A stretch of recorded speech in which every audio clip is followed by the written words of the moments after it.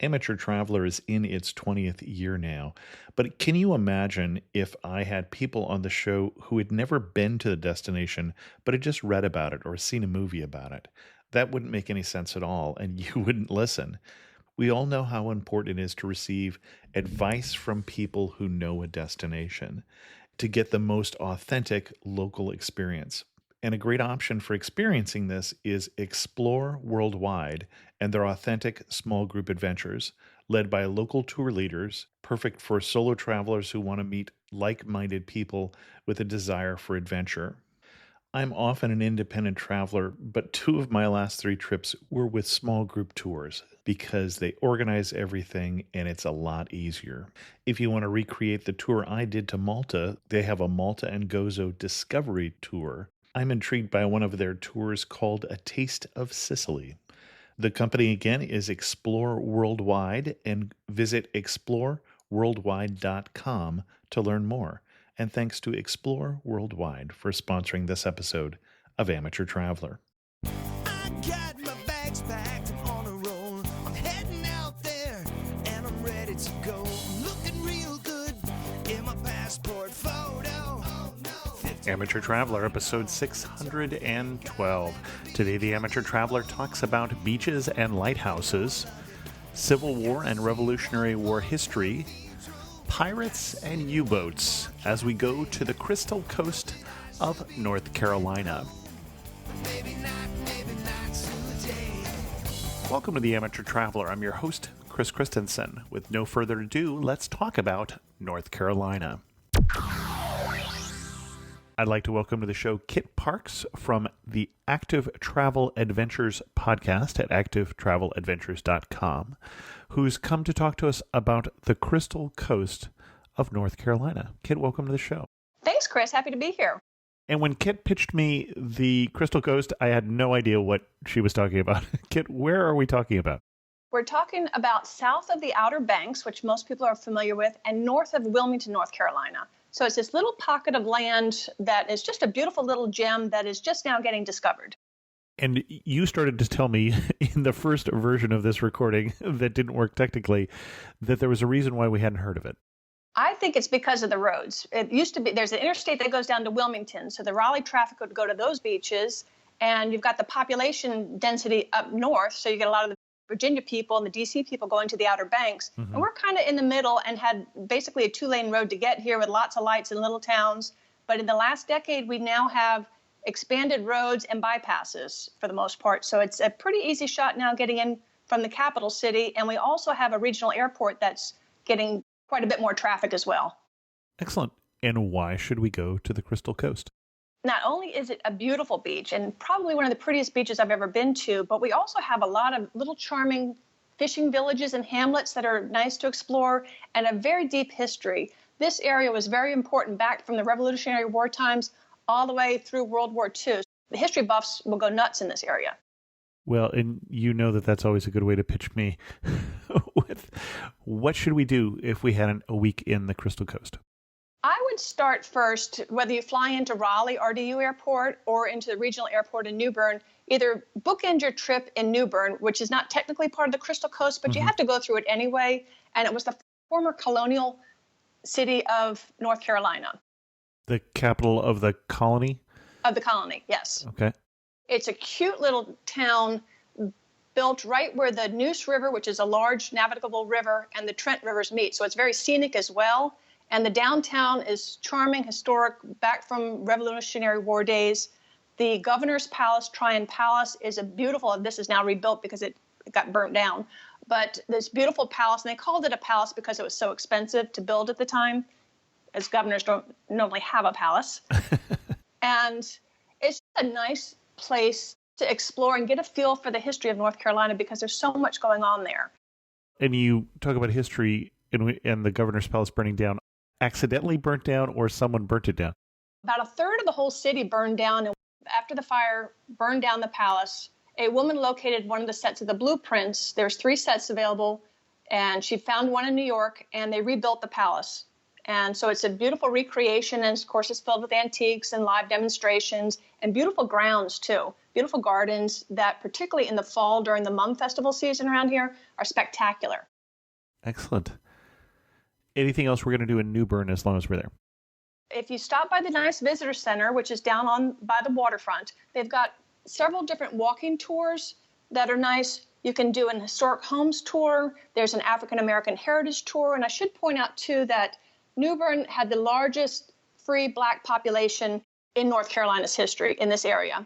There is a churches and cemeteries tour and a Revolutionary War tour. And also, since this is the home of Nicholas Sparks, the author, they have a walk to remember, just to highlight some of the things that he featured in some of his books. Okay. One of the wealthiest men in our state at the time, John Wright Stanley, got his money from basically pirating off the British ships and being a merchant and such like that. And his home is on 3 of those walking tours: the Revolutionary War, the African American Heritage, and the Historic Homes Tour. His home is considered one of the finest examples of Georgia architecture in our country. Unfortunately, he and his wife died of yellow fever during the epidemic in 1789. Okay. New Bern is also the birthplace of Pepsi. Oh, really? Well, we won't hold that against it. Yes, well, it's the birthplace of Pepsi. It started out as Brad's drink. A pharmacist was concerned because people were starting to drink soda, and some of the ingredients in soda were so toxic that he wanted to create a health drink, which eventually became Pepsi. Well, it is interesting because if you look at some of the original things that happened in the period of time where there's medicine shows and traveling medicine men and things like that, and I think there were even like cocaine in some things, like some of those early drinks. So there was a reason to invent something healthier. If you stop by, there's where the drugstore was is now just like a little museum and gift shop for Pepsi. They have some brochures and such, and I believe they said it was like some things like arsenic, some really horrible ingredients were in some of the sodas that were being sold at the time. But that's cute, just for a nice free stop, just to go in and just see some of the memorabilia. Excellent.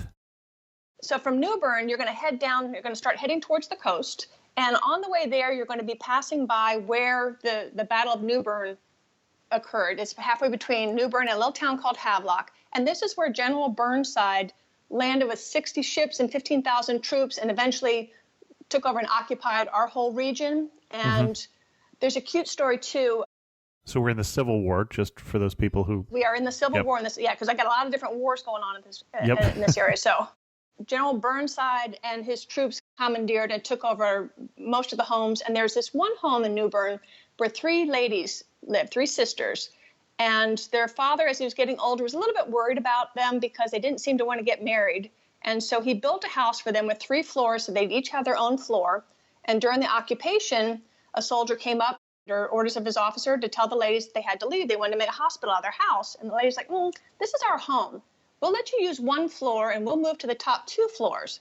So the soldier goes back to his commanding officer, tells him what the ladies say, and the officer says, no way, we need the whole thing for the hospital. So he dutifully goes back and tells the ladies, no, we need the whole thing. They're like, you're being kind of persistent.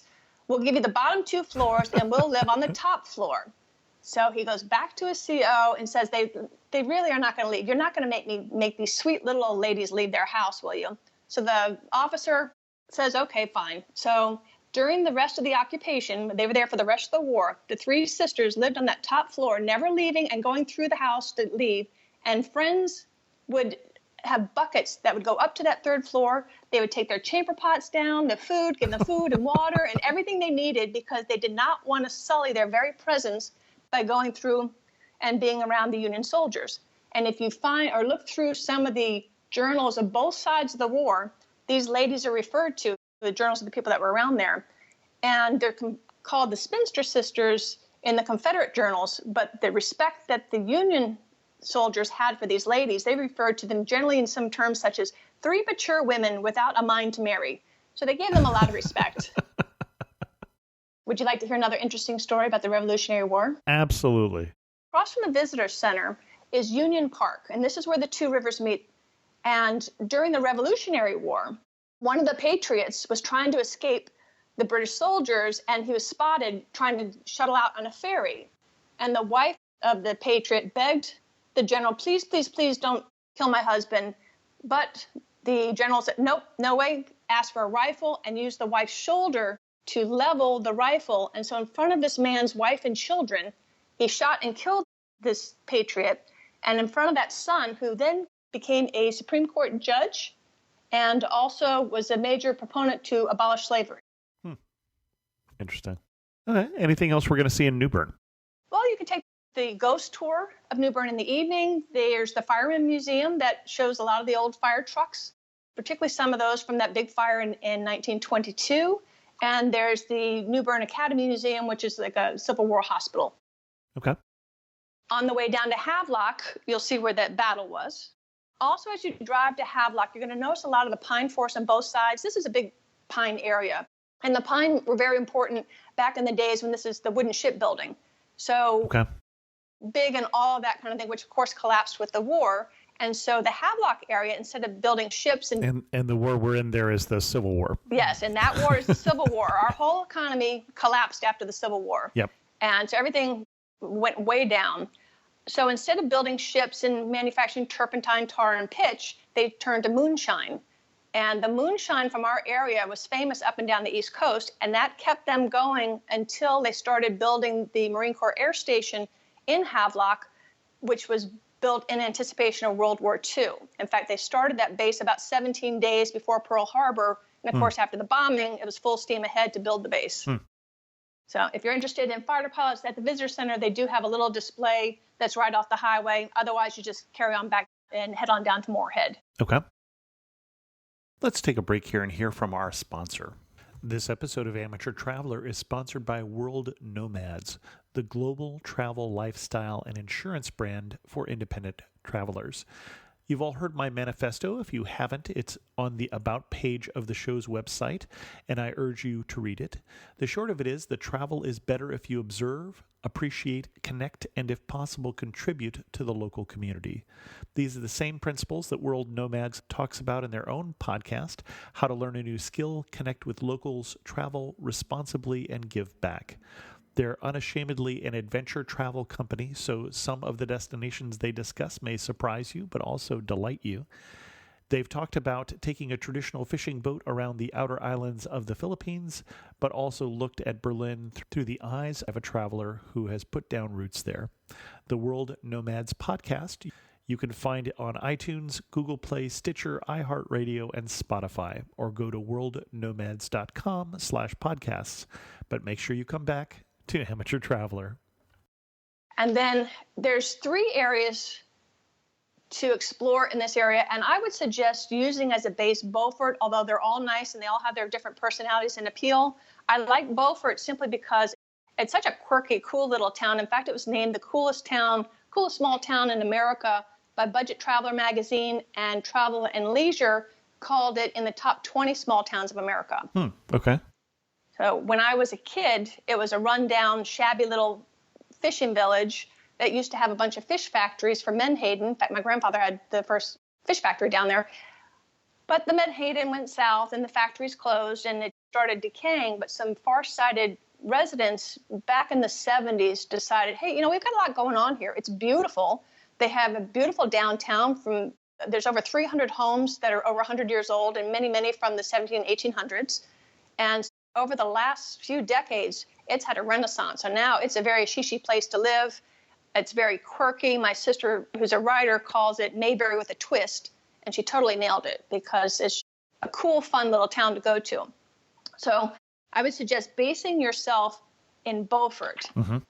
And Beaufort has got tons to do. That's probably worth at least a 2-day stay. I would suggest allowing at least 2 days for the Beaufort area. I would start at the Visitor Center, which is right downtown, and there on their site, they have 6 historical buildings, some of which have been moved to the site, that are interesting to see.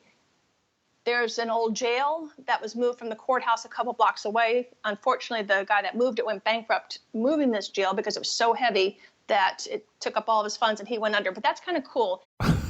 On the jailer's side, because the jailer and his family lived there, and they used this jail until the 50s. They had glass, and they had a fireplace. But on the prisoner's side, there was no glass. So then you've got the elements. It does get a little bit cold in the winter here. And you also could, of course, have the bugs. And they have got a display of the cat o' nine tails that were used for the whippings and some of the corporal punishments. They have a list of what the different punishments are. So that's a cool little stop. And also on the site is the Bell House, which is, I believe it's Victorian. But when you walk in there, to the right, there's this little screen that's funny looking, this round needlepoint screen. And that was for the Victorian ladies that were sitting by the fire. They didn't want their faces to get red because that would look like they were working in the sun. Just kind of interesting. Right. Mm-hmm. And then my favorite thing in there is the mourning wall. So as you walk to the end of the hall, you'll see these 3 things up on the wall. One is a portrait of these 2 women they look really old with no teeth. And their job was to be professional mourners because the Victorian women were not allowed to do the wailing and gnashing of the teeth at the funerals. So they would hire these 2 women to go do it for them. And so they're there. And then in the middle is this little sculpture, and the sculpture is made out of human hair of the dead loved ones. Oh. And it's very intricate, very beautiful, but creepy when you realize it's their hair of their grandfather or their father or whatever, all woven together to make a piece of art. And then to the right of that is a certificate that you would get if one of your loved ones was killed during the Civil War. So that's a very interesting wall to check out. And there's another piece of hair art. As you walk in to the right, there's a little bell jar, and that's another piece of hair art in there as well.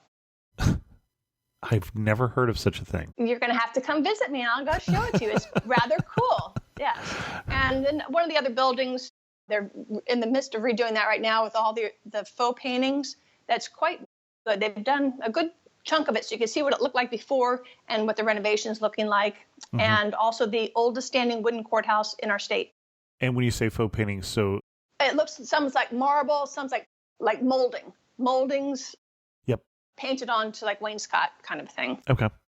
And then you want to, regardless of whether you like history or not, you want to go to the Old Burial Ground Cemetery. This is unusual too in that this cemetery was completely integrated, and not just were African Americans and whites buried there, but also Union soldiers. In fact, there is a Union African American soldier buried there. Sergeant Johnson, and one of the British soldiers, and there's stories differ on this, but he's buried standing up facing the Queen and one story says that he just didn't want to lie down on rebel soil, which is the one I kind of believe. So he's buried upright. And the most poignant one is a little girl whose family came from England, wanted to see her homeland, and begged her parents to go.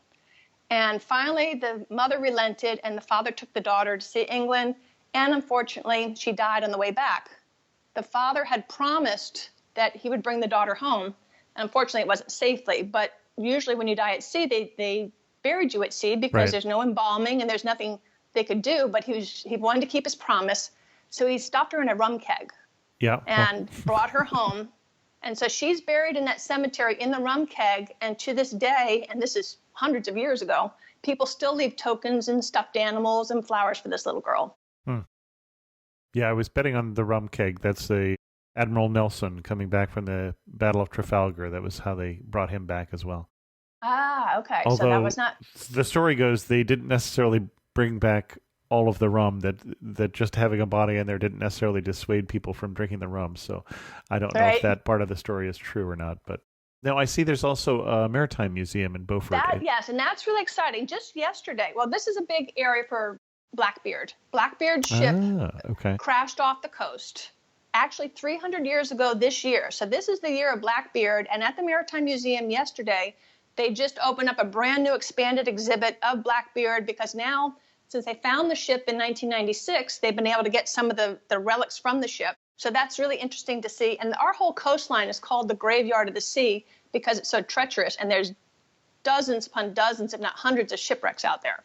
And so scuba divers love it because, A, the water's warm and clear, and there's so many shipwrecks and colorful fish for them to look at. It's considered by Scuba Magazine North America's #1 scuba destination and in the top 20 in the world. Interesting. Well, and when you say this year, for those listening in the future, this year is 2018. Correct. Yeah. So Blackbeard actually used the little town of Beaufort as his resting place. He would stay at the Hammock House, which is the oldest house still standing in Beaufort. In fact, he had an 18-year-old common law wife who, after a while, she didn't want to be there anymore, so he took her out back and hung her. Okay. Yes. So he's not a nice man, but we were very isolated here, and so we actually liked being able to buy some of the bootleg goods from Blackbeard. So he was not unwelcome in Beaufort as far as I could see. And during his peak, he had 4 vessels and like 300 or 400 pirates working under him. And he was killed the same year that he wrecked his flagship, the Queen Anne's Revenge. One of the British soldiers, they said, you got to go get this guy because he was plundering so many of their ships. And so up in Ocracoke, he was killed, and they had to behead him to prove that they did actually kill him. Well, he was an interesting character too, with lit candles in his beard and things like that. He was quite feared at the time. Yes, he wanted to terrify people by looking a little crazy. Yeah, I think it worked. So, and if you get too terrified from the pirates, while you're at the Maritime Museum, another big exhibit, if you look up in the ceiling, you'll see Echo the whale. And this was I think it was a sperm whale that beached, and they never did figure out why he beached himself. But because they were there when he passed, they were able to collect him in whole. And so there's a complete skeleton up above that you can see. And then down in a little plexiglass case is his heart. And they did some kind of like a plastic when they extracted the liquids. They filled it with plastic instead. So if there's a volunteer around, you're allowed to touch it. And there's also a little jar of his oil, because the sperm oil that they would keep up in their nose area had a very unique smell. So it's something they encourage people to look at, but you do have to have a volunteer there to show you. Interesting. Another cool thing, because Beaufort's on a harbor, and this was an important harbor in its day. Now, the fishing boats have been replaced by yachts and big sailing boats, but it's very, very scenic. And you can take cruises along the area there. Across from the harbor itself, you'll see Carrot Island. And on Carrot Island, you'll often see the wild ponies. A doctor from Beaufort once put 10 of his horses over there, and they went feral. So they keep the colony there to about 30. If you take either the ferry or the scenic tours out to the Shackelford Banks area, you'll find wild ponies that the DNA has proven have come from the Spanish colonial times. And there's, I believe, up to like 100 horses out there. And it's a beautiful beach regardless. So you can kayak over to Carrot Island and rent kayaks and do that easily. Or you can take the ferry over to Shackelford Banks or even out to Cape Lookout, which is on the Cape Lookout seashore. And that makes a really nice day, or just a scenic tour if you're not into the beach. Okay. And the Cape Lookout and Shackelford Banks are both parks. Correct. I believe Shackelford Banks is state and Cape Lookout is national. Okay, that's what I couldn't tell. All right. Cape Lookout is a lighthouse, and a very important lighthouse that actually, I think every 15 seconds the light goes on. Because our waters are so treacherous for the boats, that was very important to help them navigate some of these shoals and bad areas for the ships. And this lighthouse, which is 163 feet tall, or about 12 stories, is patterned with black and white diamonds. And it's a bit of an optical illusion. If you look at the lighthouse and you see black boxes on a white background, you're facing north to south. If you look at the lighthouse and it looks like white boxes on a black background, you're facing east to west. Okay. So Beaufort that's why I said there's so much to do in Beaufort, and plus it's so cute, and they have great restaurants, and it's just fun just sitting on the boardwalk and watching the ships go by, and it's just a fun little town. Okay. So, but it's not all we have down here. We also have Moorhead, and Moorhead's more of like a commercial center. Okay. So instead of seeing the yachts, you're going to see the fishing boats, and these are where you'll find the charter boats that'll take you out deep sea fishing. And of course, this is a great fishing area. So it's kind of fun at the end of the day to see what they brought in, and you're not going to get any fresher fish. In fact, I believe the Ruddy Duck, which is one of my go-to places, I think he has a ship, and he just collects his fish for the day, and that's what he serves at night. Okay. Moorhead is starting to become more of an artsy kind of a town. They have a little fish walk. There's a little fish walk sculptures that are walking tour, and you can stop by the visitor center to get that map. And then also they have a historical area called the Promised Land.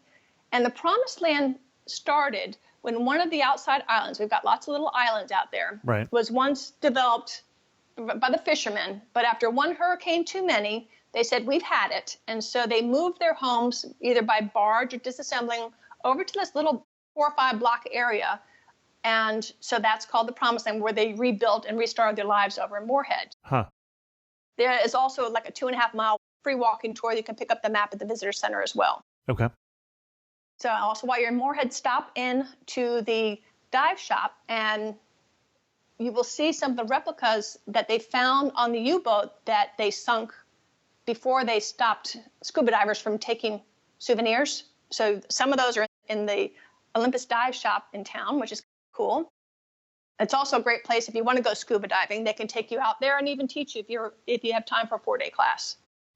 Interesting. So this is a German submarine that was sunk in World War II. Yeah, so we're going to get to that when we go across the bridge. Okay. And so there's lots of art galleries, boutiques, and restaurants around the harbor. And big thing for Moorhead, in fact, that starts this weekend, is the Big Rock Tournament. And the Big Rock Tournament is one of the largest fishing tournaments, I believe, in the world. And the purses are huge. They're mainly trying to get the blue marlins. Okay. So on the Monday of this tournament, which was the first day that they were allowed to go out and fish, one of the boats gets an 883-pound marlin. And like, shoot, there's like a record marlin. I think it still is a record marlin. I may not be right about that.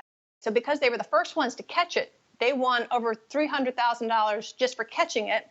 And then, of course, since I believe that is still the record, it was going to take a $900,000 purse for that. So over $1.2 million. However, oh my gosh. One of the mates didn't have his fishing license, and so they were disqualified. Oh my gosh. Yes. So it's really, really important, folks, to get your license. It costs $10 for a 10-day permit. And so that cost that crew over $1 million. Oh, gee. Yes. Very painful. And we also have a history museum and one of the largest festivals, which is the Seafood Festival, usually in October, that brings people from all over the state. Okay. And seafood in this area is what? What's the most popular seafood dish? You're going to see a lot of the fish that you catch in the ocean. Yep. Big in shrimp, big in crabs. See a lot of mahi and whatever is running out there. I don't fish myself, but just about everybody here does. Okay. This isn't the area, for instance, down, I think a little further south of this, you're going to get the clam boil or something like that, where you just throw everything in a pot. This is more like you catch a fish, you serve that fish. Yes. Although we're getting healthier. We used to just fry it. Now we'll grill it a lot. Sure. You know, there's some good shrimp tacos. And shrimp and grits is popular around here, too. Yeah, okay. You know what grits are? Oh, yeah. Okay, yeah, so that's pretty good. So when you finish up with Moorhead, then in Moorhead, there's a bridge that goes over to the Barrier Island, both banks. And on the Barrier Island, a really fun place to go is to Fort Macon State Park. There were 2 forts before it became Fort Macon. The first one, Fort Dobbs, they never finished. And the second one, Fort Hampton, was pretty cheap. It only cost them about $10,000 to make it, but it did keep the Brits out during the War of 1812. Okay. But a few years later, in 1825, a hurricane pretty much wiped it out. So they started all over again the following year and built a brick one, which is now Fort Macon. So this is a nice example of a brick fort. And it's also on a gorgeous, gorgeous setting because you're sitting where the Atlantic Ocean meets the Bogue Sound at the Beaufort Inlet. So it's a big rough and tumble. You don't swim there. You can swim in the ocean. But it's a great place for a picnic, even if you don't care anything about forts. But if you go into the fort, you're allowed to wander around the fort itself. But they have a nice exhibit inside, both on the fort's history as well as about the whole coastal area and the maritime forest, because it's also has a beautiful maritime forest, which is where you have the live oaks, you have the cedars, and you have the yaupons, and they kind of form this canopy that is shaped by the salt air and the wind, so they kind of hump over with the wind. But underneath this canopy, other plants and animals can live that would never be able to survive in that environment. So they have a beautiful, nice path that walks through the maritime forest over to the beach and then back over to the fort. So that's lovely just to do for exercise or just for scenic beauty. And there's a couple cute stories about the fort itself. During the Civil War, the fort changed hands 3 times. So there's lots of war debris all over the place that they find when they're digging up something, or we get an occasional freeze that'll heave something up. So as they find the little detritus, they would throw it in the storage room. During World War II, a Coast Guard troop from Brooklyn was stationed there, and it was cold. And they're like, we got to build a fire. They had a fireplace, but apparently no heat. So they're like, we need some andirons. They didn't have any. So they go in the storage room, and somebody gets a brainy idea. Ooh, let's use some cannonballs. So they put these cannonballs in the fireplace, put the wood on, and one of them was live. So it blows up. Okay, well, that would not be a cannonball, so that would be a shell. It was a live shell, some kind of a live shell. They told me cannonball, but... So they took some shells, put them into the fireplace, and sure enough, once it heated up, one of them blew up. And fortunately, nobody got terribly hurt. One guy had to go to the hospital. Most of it was just injury to their pride. So that was kind of a cute little story. But, and this is in Ripley's Believe It or Not, even though it happened about 70 years after the war, because these boys were from Brooklyn, and this was a Confederate fort, it is considered the last shot of the Civil War. That's hilarious. It's in Ripley's. Well, and we should say the other thing in terms of Civil War history is that the brick fort that you mentioned was a project of a young Army Corps of Engineer, I don't know what his rank was at the time, Robert E. Lee. Oh, really? Did not know that. Interesting. There's a gentleman there, one of the head guides there is fascinating. Grab him. He can tell you stories all day. He's wonderful. But another cute story he told me is these same Brooklyn boys, their job was, because now we're in World War II, and people may not realize it, but our coasts were littered with German U-boats because what they wanted to do was to bomb out and blow up our merchant ships because if they could cut the supply lines, then they could win the war. That was their hope. And my mom, who grew up in Beaufort, remembers the blackouts, remembers if you had to leave at night, you had to tape up the windows on your headlights and leave like a quarter-size bit of light to get out to get around, so most people just stayed home. And she remembers the fires at sea when they would actually meet success and hit one of our ships. I think they either damaged or sunk 105 of our ships just off our coast here. So these Brooklyn boys, their job was to keep the Germans off of our shores so they couldn't do any espionage or sabotage or get any resupply. And so they're patrolling the beach one night, and they see this boat coming up to shore. So they're a little nervous, and they watch the boat come on. These men get off, and so they quickly hold their guns, capture them, but they can't understand a word that they're saying. People they've caught are all agitated. So anyway, so they bring them back to the fort. And fortunately, there was a local person there as well who was able to interpret for them. And what they found, these fishermen were from a little village called Salterpath further down the beach. And the people from Salterpath and from Harker's Island, which is another area off of Beaufort, and I think Ocracoke, still, because they were so isolated, still speak in the Old English, like a Cockney that they've morphed into itself. You can barely understand them. So they're hoy-toiters. That's how they talk. Hoy-toiters, they're hoy-toiters. And so the Brooklyn boys had no idea that these guys were on our side. They were on our side. They just talked funny. So they were the hoy-toiters, the high-tiders is what they call themselves. And I think it's affectionate, but they call us the dingbatter. So in Salterpath, or if you go to Harker's Island, you'll hear them, and you may or may not be able to understand them. So if you finish Fort Macon, there's the Oceana Pier, which is always nice to go out, either have a drink or get your fishing license. You can go fishing, and it's just pretty anyway. And as you continue further on down the coast, you're going to come to the North Carolina Aquarium. And it may be small, but it's actually a pretty nice aquarium. Their goal is to show you water from the source to the sea. So from our mountains, North Carolina is a long state, and it would actually take me all day to drive to the mountains. So they follow the water from the mountains all the way gets out to the ocean. And so that's an interesting display there. But they also have a 3/4 replica of the U-boat that we sank off the coast. And that U-boat, I believe you can scuba in. So that's kind of nice. And in the display also, you'll meet Nimbus. And Nimbus is a rare white loggerhead turtle. Loggerheads nest here. And we have a very active volunteer group that looks after them. And Nimbus hatched in 2007. Because he was so unusual, they kept him for the aquarium. So he's about 50 pounds now, and it's a big tourist attraction. And if tourists wanted to get involved with helping the loggerheads, is that something they can do? And what time of year would they want to be there if they could? They're nesting right now. They could try. And right now is June. They nest in the summer, and then they start hatching late summer and early fall. But I think we do have about 50 nests come in each year. What they could do is talk to the people that are doing it, and the problem is they don't know exactly when they're going to hatch, so you have to camp out by the nest. But you can do that. You're welcome to. And you can see, when you walk the beaches, you'll see the nest taped off. So you can see if there's a nest near where you are, and then inquire, because they'll have a rough idea when it's going to be. So it's possible. It's difficult. It's something I've never seen, because usually when I find out there's one's hatching, it's in the middle of the night. And anyhow, and it happens pretty fast. So as you drive down the Ocean Road, and there's only one real main road, you're going to see a lot of maritime forest. And this forest was donated by President Teddy Roosevelt. He had married a niece of one of our local heiresses. Well, Teddy Roosevelt and his wife donated 300 acres, or almost 300 acres of maritime forest, and that's where the aquarium is. Oh, interesting.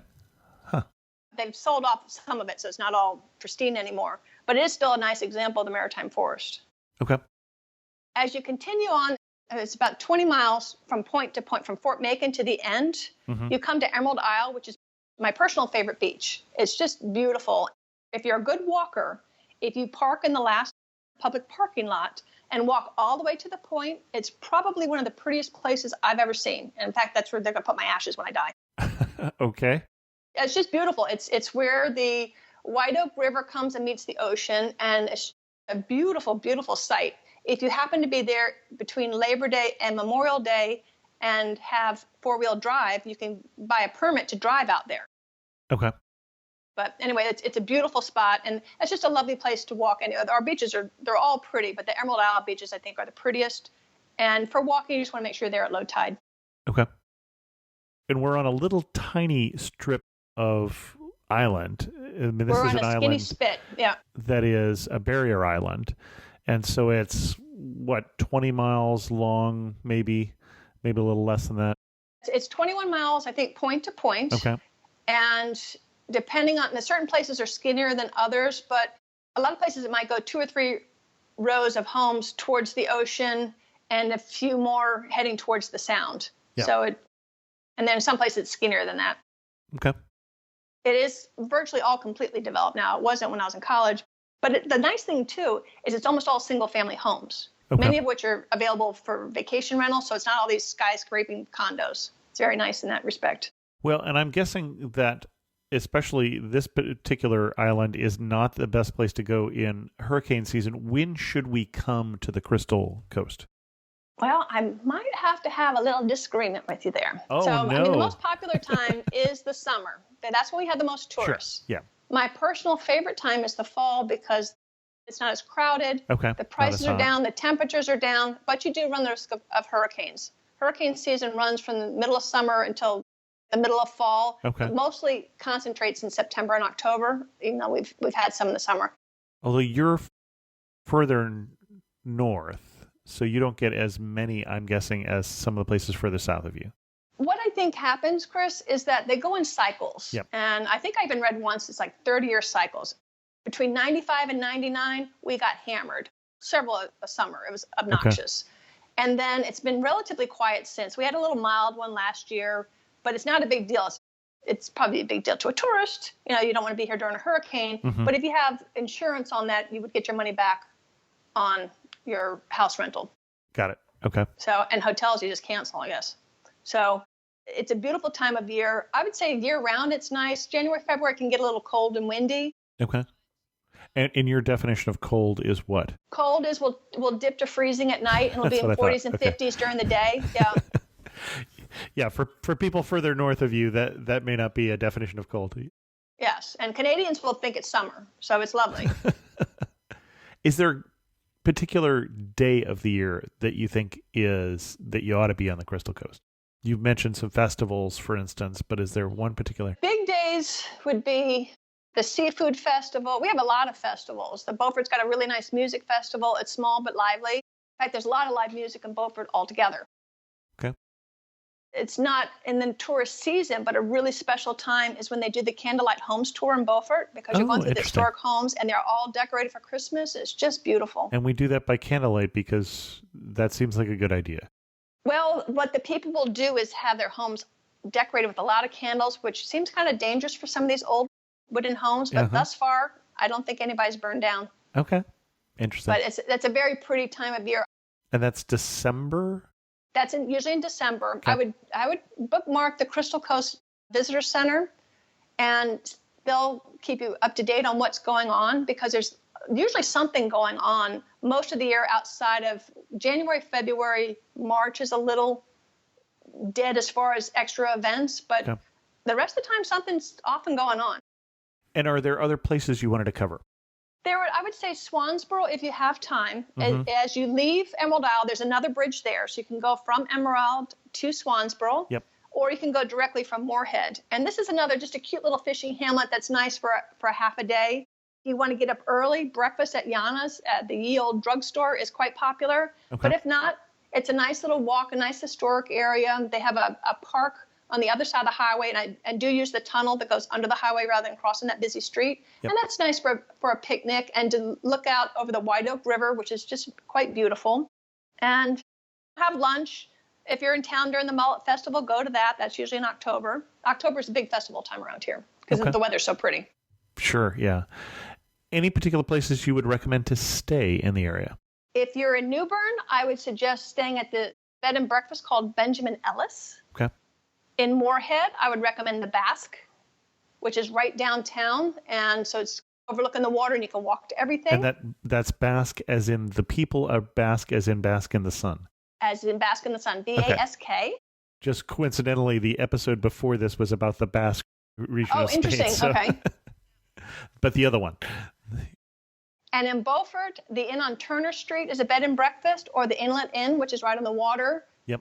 And on the ocean, if you wanted to go a little retro, there's a place called the Seahawk that's been around since the 60s, because back before it was developed, these were just like fish camp places, and Mhm. people just go for the weekend. And this is, I think it's made out of cinder block, but because they were there first.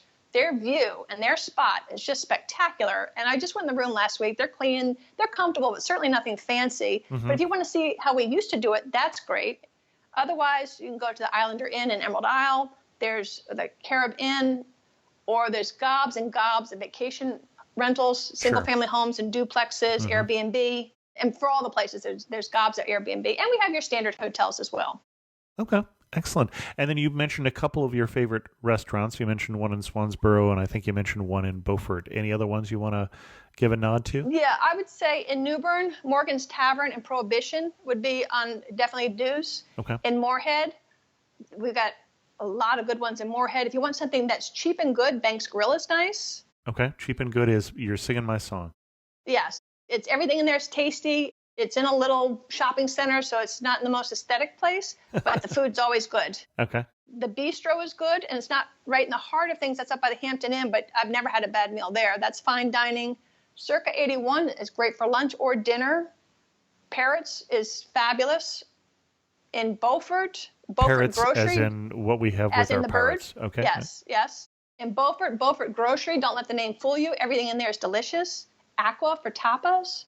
Another one of my personal favorites is the Front Street Grill at Stillwater. And if you go in that restaurant, you have fine dining, but you can cut through past the bar and in the back and go through. And they have an outdoor seating area, which is more casual. And that's usually where I prefer to stay because you can sit out on the water and it's nice and the food's good. Recommend the fish tacos.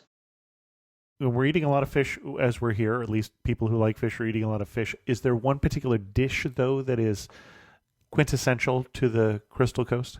One thing, and this is not fine dining, but tomorrow night at the Big Rock tournament, I'm going to a pig pickin'. And a pig pickin' is where we cook the whole hog. Yep.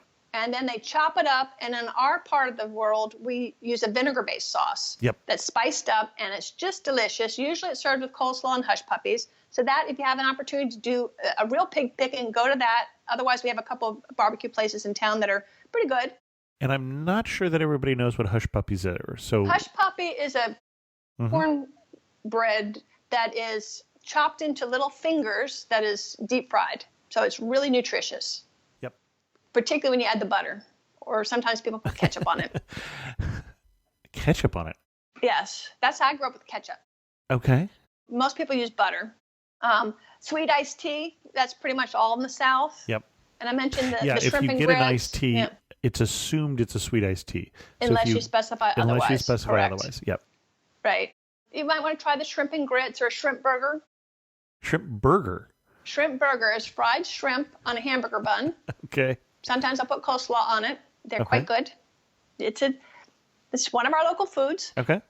So, and like I said, we're getting what used to be all fried seafood, and that's getting gratefully less and less. So we're starting to grill more. Like I said, that's one thing I want to mention too, is we have a culinary school, and what that's doing for us is that's churning out lots and lots of skilled chefs. So Interesting. the food level has gone way up in the last 10 or 20 years. In fact, it was a lot of it, I didn't like it at all for the food, just came for the beach. And now it's becoming a little foodie destination. Interesting. Excellent. Well, anything else we want to cover before we get to my wrap-up questions? I would just mention, if you have more time, I did put together a travel planner for you. I put some other little things that you could do if you're down a little bit longer, that are not too much further of a drive, but like going down east or taking the Ocracoke Ferry would be fun. But it's just a lovely area. So, sure. Yeah, we'll have a link to Kit's travel planner in the show notes at amateurtraveler.com. Excellent. You're standing in the prettiest spot on the Crystal Coast. Where are you standing and what are you looking at? No doubt I'm at the Beaufort Harbor Front at sunset. It's got it going on, Chris. It's beautiful. Now, Beaufort's actually facing south, oddly enough, since we're on the East Coast. So you're looking to the right. You're looking to the right. Yes, okay. yes, because where we are in North Carolina, yes, our ocean is actually southern facing, which is nice because you get to see the sunrises and the sunsets. Yeah. Yeah, it is a little confusing as you were going across by Emerald Isle, for instance, and you were driving down the coast, you were driving almost due west. Correct. Yes. And I think it's probably because the hurricanes kind of bashed our state a little bit and made that little hump, and we're kind of at the bow of the hump. Interesting. Excellent. One thing that makes you laugh and say only in the Crystal Coast. Well, I'll paraphrase, only in Beaufort would you not find it odd to see a pirate walking down the street. And I'm assuming a lot of these are actually reenactors or people who are there for the tourists rather than active pirates. So far as I know, they're not active, although they do have a sunset pirate cruise. Okay. However, the folks in Beaufort will dress up for any occasion. And now it seems like every festival, people are dressing up like it's Halloween all the time. And pirates, of course, are very popular due to Blackbeard. And some of the walking tours will have a pirate being your tour guide. And their costumes are getting really, really good. People are really getting into it. So literally at any festival, you're going to see people dressed up. And some people, because I said they're quirky, they might just dress up because they feel like it. All right. And if you had to summarize the Crystal Coast in 3 words, what 3 words would you use? I would say charming, friendly, and fun. Excellent. Our guest again has been Kit Parks from the Active Travel Adventures podcast. And normally, Kit, I ask people at this point for their best post on the region we talked about. I'm going to ask you for your favorite episode of the Active Travel Adventures. What would people hear? I would send them to my recent adventure to Bhutan. Okay. So it would be activetraveladventures.com/Bhutan. Bhutan is with an H, Bhutan. We just did an episode on Bhutan on Amateur Traveler as well. Yes. I know you did. It's an exciting place. In fact, I'm going back again next May to go explore the other part of the country. Excellent. Well, Kit, thanks so much for coming on Amateur Traveler and sharing with us your obvious love for the Crystal Coast of North Carolina. It's my pleasure, and I hope people will come see what's got me so excited. In news of the community, amateurtraveler.com/trips. The trip to Central Europe this year is almost full, but not quite. And then we're just about to open the trip to Africa, to South Africa, Botswana, and Victoria Falls, which is in 2019. I had a couple reviews that came in recently on the iTunes or Apple Podcasts. One was from KCW. I love that this podcast not only covers the obvious travel destinations, but also interesting places you might not have thought of. The theme song sounds like Elvis Costello. What's not to like? I think that is the first time I've ever heard that song, which is by Jeff Smith, compared to Elvis Costello. And then I also had a review from Elise. Chris, do you have a search engine where I can search by place I want to visit? Since you have more than 600 pods, I have been paging through and cannot find quickly the city or place I am looking for. How do I search on your podcast? Thanks, Elise. So one of the things that I just do is, you can do this on anybody's website. You can just do whatever search you're looking for and then amateurtraveler.com, and that will say to Google, I only want to search on amateurtraveler.com. That will work for any website, so it's just a general useful thing to do. To make that easier to do, there is a search button in the header of the website that does exactly that. The other thing to know is that up in the header of Amateur Traveler is places, and you can go, for instance, if you're looking for a podcast about a particular country, the country is in Europe, you go places Europe, and then under Europe, there's a list of all the countries, and you can click in on the country you're looking for, and that will show you all the content for that country. The final trick is we always try and tag a podcast or an article with the city or the country, especially if it's a major city. And so if you were looking for content for Paris, you can always go to amateurtraveler.com/tag/Paris. And that works for all countries and all cities. So I hope those things will help you out, Elise. Or you just send me an email and I tell you if we've done an episode. That works too. With that, we're going to end this episode of Amateur Traveler. If you have any questions, send an email to host@amateurtraveler.com, or better yet, leave a comment on this episode at amateurtraveler.com. And thanks so much for listening. I got to see one more cathedral. I got to sit in one more cafe.